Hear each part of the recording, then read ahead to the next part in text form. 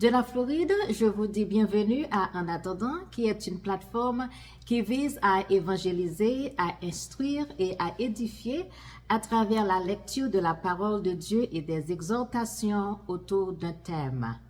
Je m'appelle Nirva. Si vous ne l'avez pas encore fait, n'oubliez pas de vous abonner à la chaîne et de la partager avec un ami qui pourrait également être béni. Notre thème aujourd'hui est le découragement.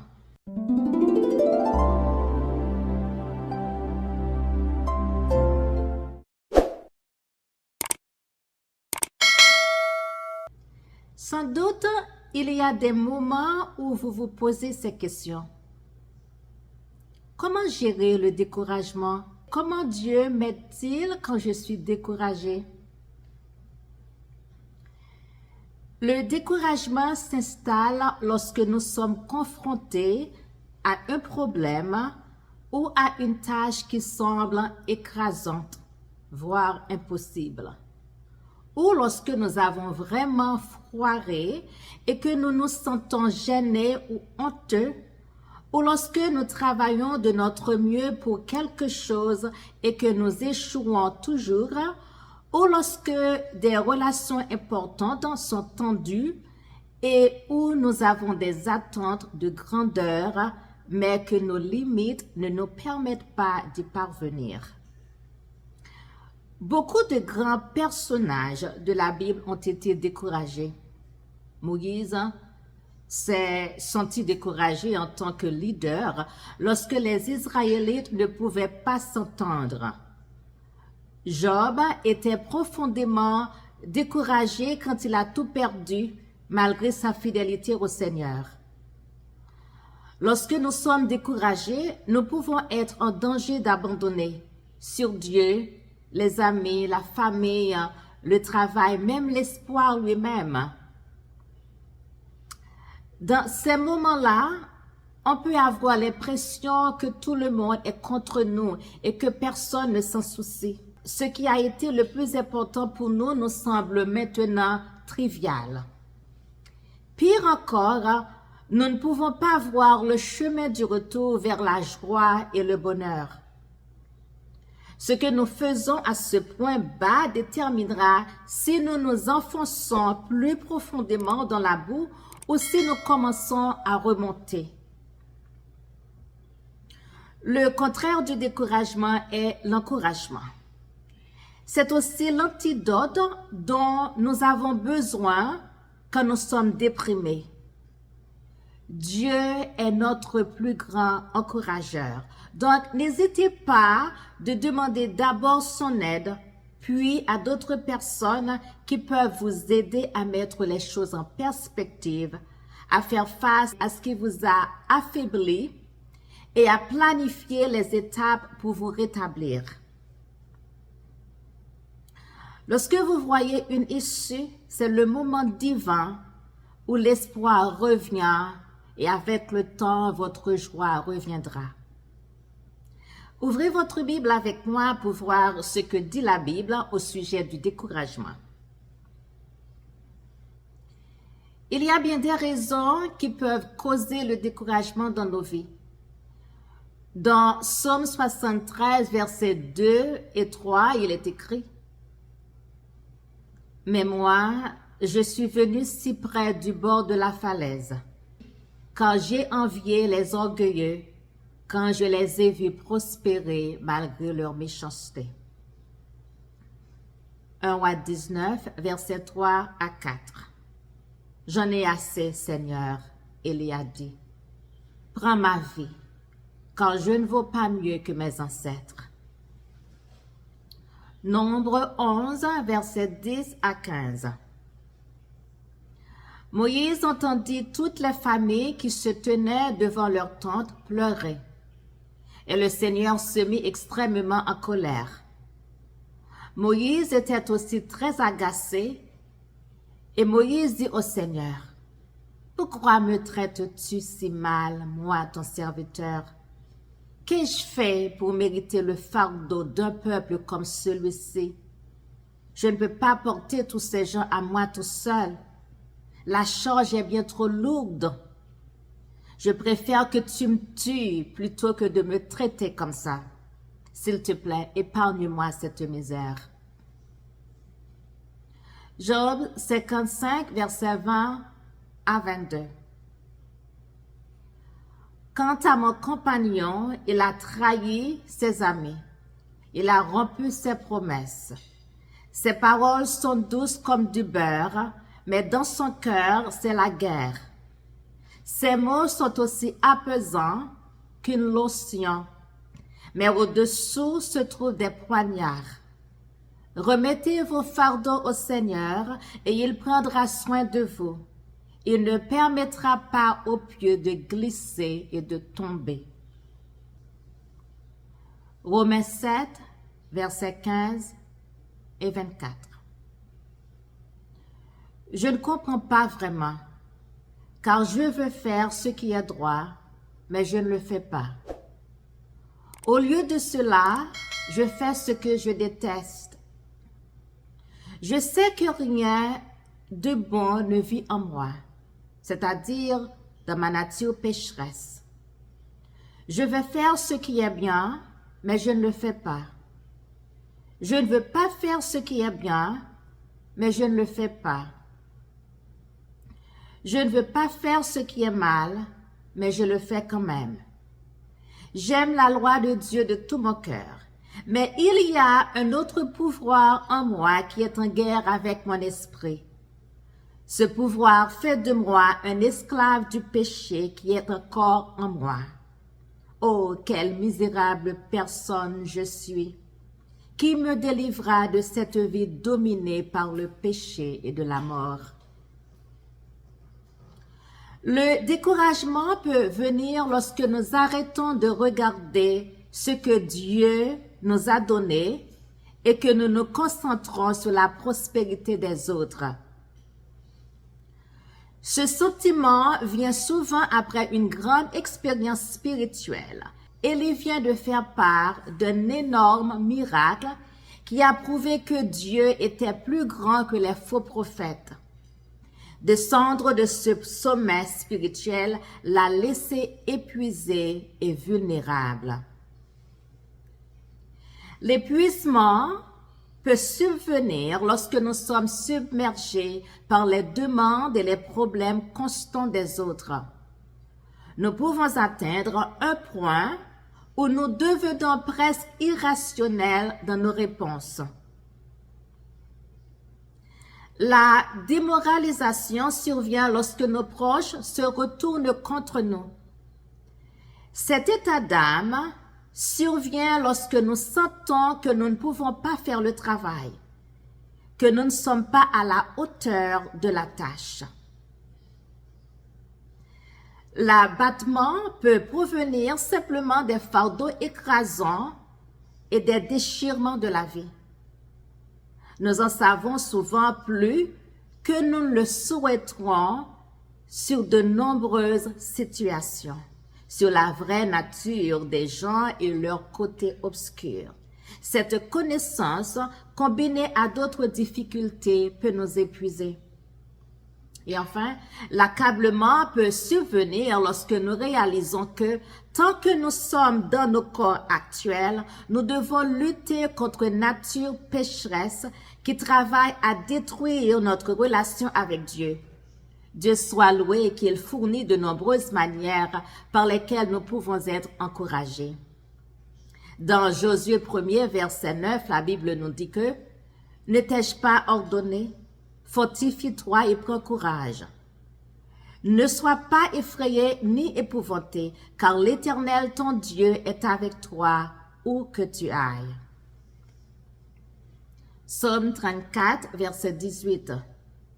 Quand les justes crient, l'Éternel entend, et il les délivre de toute leur détresse. Deutéronome 31, verset 6, 8 et 23. Fortifiez-vous et prenez courage. N'ayez pas peur et ne soyez pas effrayés devant eux, car l'Éternel, ton Dieu, marchera lui-même avec toi. Il ne te délaissera pas, il ne t'abandonnera pas. L'Éternel marchera lui-même devant toi. Il sera lui-même avec toi. Il ne te délaissera pas. Il ne t'abandonnera pas. N'aie pas peur et ne te laisse pas effrayer. L'Éternel donna ses ordres à Josué, fils de Nun. Il dit, fortifie-toi et prends courage, car c'est toi qui feras entrer les Israélites dans le pays que j'ai juré de leur donner. Je serai moi-même avec toi. Jean 15, verset 18. Si le monde vous déteste, sachez qu'il m'a détesté avant vous. Hébreux 4, verset 15. En effet, nous n'avons pas un grand prêtre incapable de compatir à nos faiblesses. Au contraire, il a été tenté en tout point comme nous, mais sans commettre de péché. Psaume 119, versets 25 et 28. Je suis affalé dans la poussière.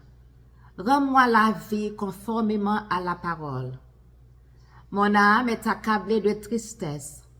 Relève-moi conformément à ta parole. Romains 15, verset 4. Or, tout ce qui a été écrit d'avance l'a été pour notre instruction afin que, par la persévérance et par le réconfort que donnent les Écritures, nous posséderons l'espérance. Ésaïe 40, versets 29 à 31. Il donne de la force à celui qui est fatigué et il multiplie les ressources de celui qui est à bout. Les adolescents se fatiguent et s'épuisent. Les jeunes gens se mettent à trébucher. Mais ceux qui comptent sur l'Éternel renouvellent leur force. Ils prennent leur envol comme les aigles. Ils courent sans épuiser. Ils marchent sans se fatiguer. Psaume 40, verset 2. J'avais mis mon espérance en l'Éternel et il s'est penché vers moi. Il a écouté mes cris. 1 Corinthiens 15, verset 57. Et que Dieu soit remercié, lui qui nous donne la victoire par notre Seigneur Jésus-Christ. De Chroniques 20, verset 15 à 17. Il dit, écoute, roi Josaphat. Écoutez, vous tous les habitants de Juda et de Jérusalem. C'est ce que dit le Seigneur. N'ayez pas peur.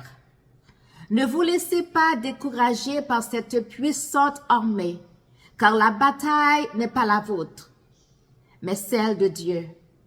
Vous n'aurez même pas besoin de vous battre. Prenez vos positions, puis restez immobiles et regardez la victoire du Seigneur. Allez-y demain, car le Seigneur est avec vous.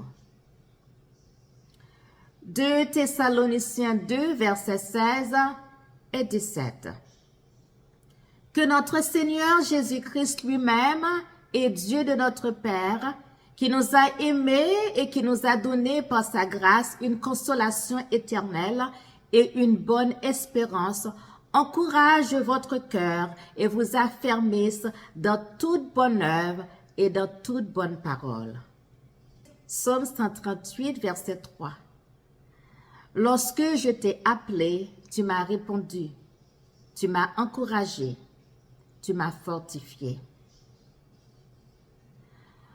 1 Roi 19, versets 4 à 8. Quant à lui, ici la Bible fait référence au prophète Élie, marcha toute une journée dans le désert, puis il s'assit sous un genêt et demanda la mort en disant, « C'est assez. Maintenant, Éternel, prends-moi la vie, car je ne suis pas meilleur que mes ancêtres. » Il se coucha et s'endormit sous un genêt.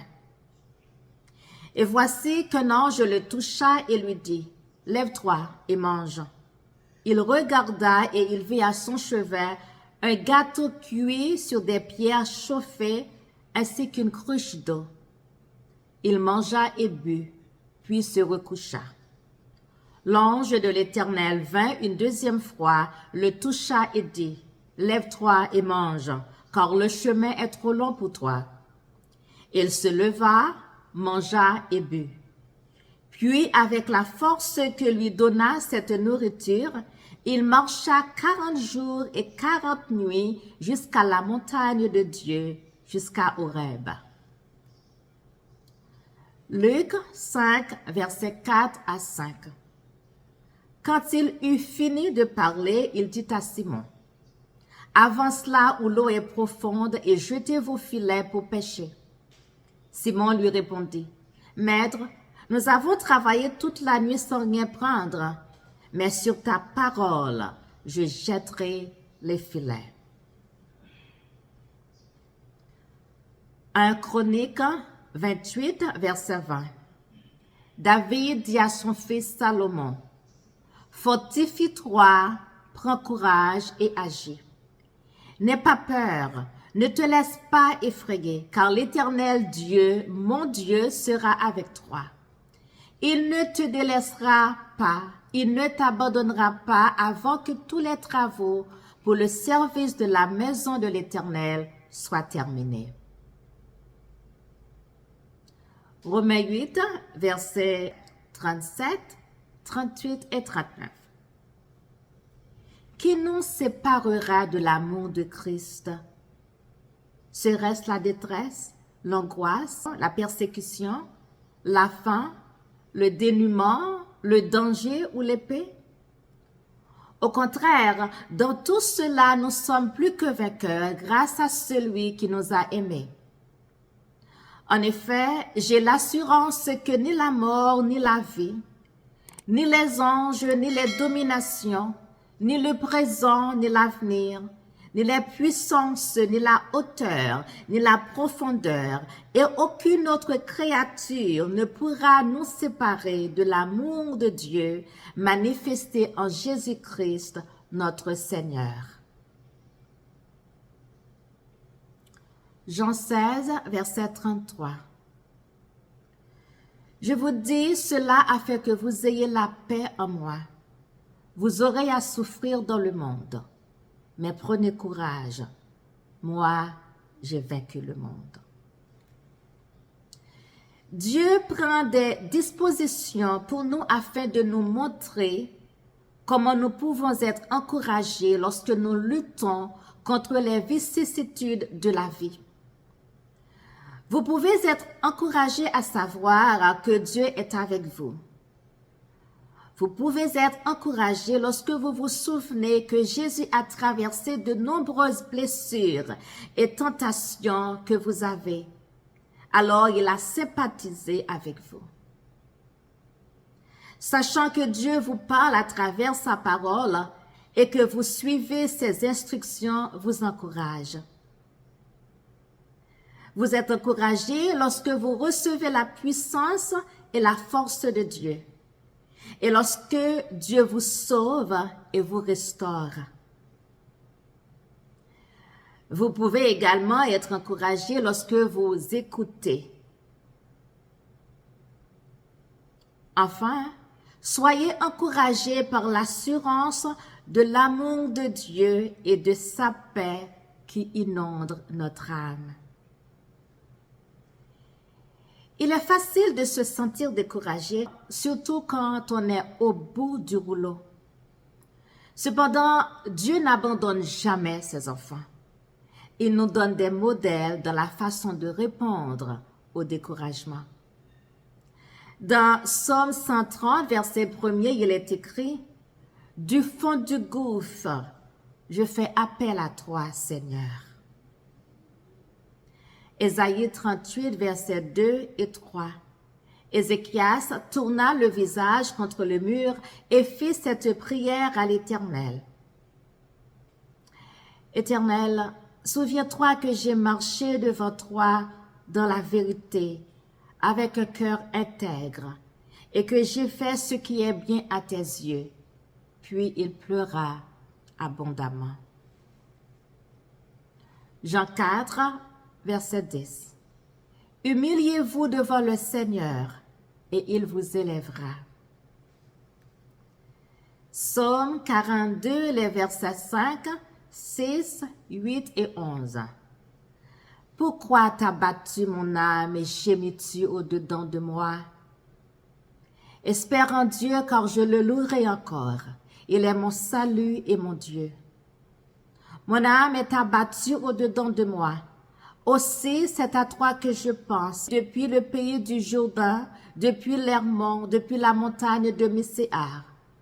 Le jour, l'Éternel m'accordait sa grâce. La nuit, je chantais ses louanges. J'adressais une prière au Dieu de ma vie. Pourquoi t'as battu mon âme et gémis-tu au-dedans de moi? Espère en Dieu, car je le louerai encore. Il est mon salut et mon Dieu. Psaume 55, verset 22. Remets ton sort à l'Éternel et il te soutiendra. Il ne laissera jamais chanceler le juste. Psaume 142, verset 3. Quand mon esprit est abattu au-dedans de moi, toi tu connais mon sentier. Sur la route où je marche, ils m'ont tendu un piège. Zacharie 8, versets 6 et 13. Ainsi parle l'Éternel des armées. Si la chose paraît étonnante aux yeux du reste de ce peuple en ces jours-là, sera-t-elle de même étonnante à mes yeux? Dit l'Éternel des armées. 1 Corinthiens 15, verset 58. Ainsi, mes frères bien-aimés, soyez fermes, inébranlables, travaillant de mieux en mieux à l'œuvre du Seigneur, sachant que votre travail ne sera pas vain dans le Seigneur. 1 Pierre 5, versets 8 et 9. Soyez sobres, veillez. Votre adversaire, le diable, rôde comme un lion rugissant, cherchant qui il dévorera. Résistez-lui avec une foi ferme, sachant que les mêmes souffrances sont imposées à vos frères dans le monde. Hébreux 12, verset 3.